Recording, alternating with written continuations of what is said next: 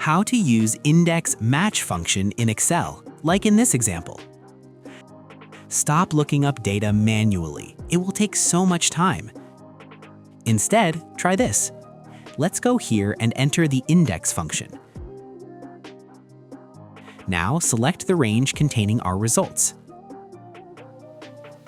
Enter the match function and pick the name that we're looking for. Then select the range with the names, and finally enter 0 for an exact match. Now enter a second match function for the columns. Pick the year and the month. Then select the range with the years and the range with the months. Enter another 0 for an exact match. Confirm. And that's it. We now have our result here. And if we change any criteria, the result will update automatically. Let's solve together. Put your like and subscribe.